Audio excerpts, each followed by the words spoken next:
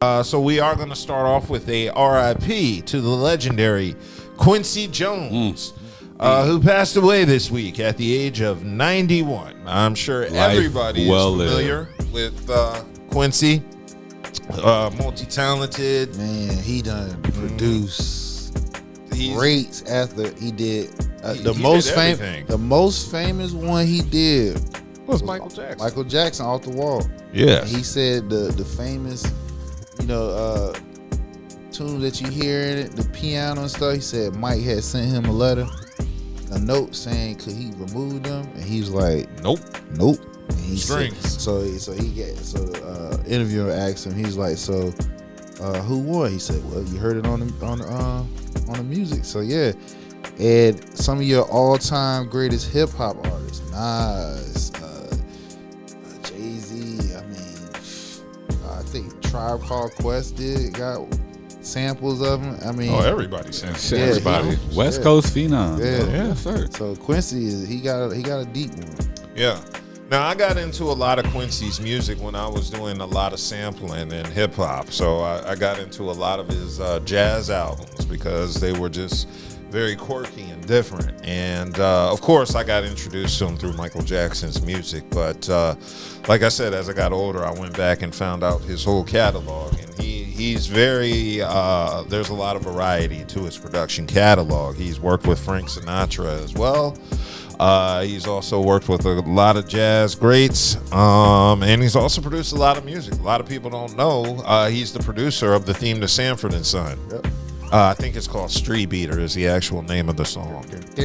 Yeah, and not only is it a pretty dope intro, it's also one of the first jazz tracks, I think first acid jazz tracks to ever come in existence. And I know that because I'm into jazz. So he's very much an innovator as well. So Quincy passed away, like I said, this week.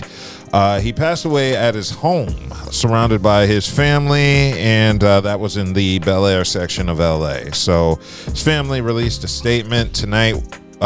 With full but broken hearts, we must share the news of our father and brother, Quincy Jones, passing. And Jones came from the south side of Chicago. But he came from the south side of Chicago. He got started there. He toured with Count Basie and Lionel Hampton, some very notable jazz greats, arranged records for Frank Sinatra and Ella Fitzgerald. Also, he composed the soundtracks for Roots and In the Heat of the Night. And in addition to that, he was also oversaw the all-star recording of We Are the World from the 1985 charity record for famine relief in Africa. And Lionel Richie also co-wrote We Are the World, so he was somebody who also worked very closely with Quincy Jones throughout the year. He just worked with every damn body. Yeah, so Quincy just worked in every recognizable genre, from disco to funk to rock, pop, R&B, and jazz. Yep. Hip-hop. And, hip-hop as well. And he also recruited Eddie Van Halen. So, I forgot. Eddie Van Halen did the guitar solo on Beat It, so... Right. And of course, Vincent Price dropping the ghoulish bars on Thriller. So anywhere, y'all aspiring hip hop artists, y'all need to get back to sampling. He is the GOAT.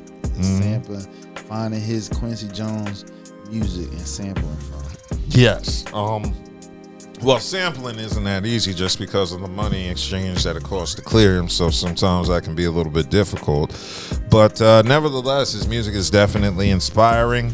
He's also produced a lot of TV shows. He's responsible, for executively producing my favorite sitcom of all time, which is The Fresh Prince of Bel-Air. So remember, Quincy Jones is the one that made that happen.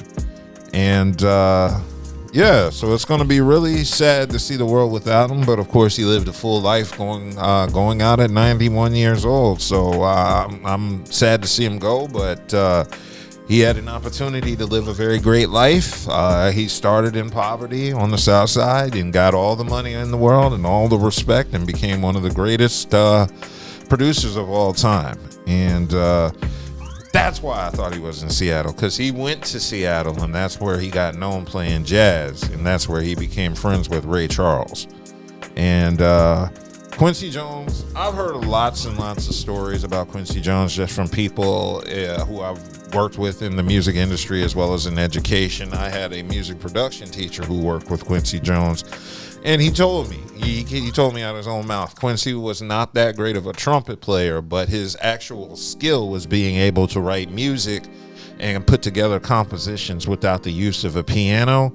And, he was also very quick in putting the compositions together. So that's why he got a lot of work when he first came in, because he was very fast putting together the music.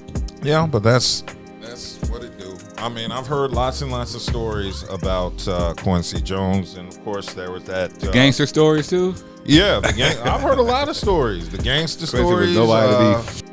Yeah, he was from gangster. South Side Chicago. Yeah, he from the South Side. You already know he gonna be gritty. Yeah, of course. In addition, I also forgot he produced. He also produced the Color Purple, the actual movie. So that won 11 Oscar nominations. So yeah, we could sit here all day and discuss all the his accolades of Quincy. And he would Jones. Deserve it too. Yeah, he would definitely deserve it. Yeah. And so, it's unfortunate to see him go, but again, he lived a very long life. He got a lot of things done. If like 1/4 of my accomplishments match up to Quincy Jones, I can honestly say I lived a very, very prosperous life as well. So shout out to Quincy Jones. Rest in peace. Hopefully there's some unreleased music we can get. So I'm looking forward to that.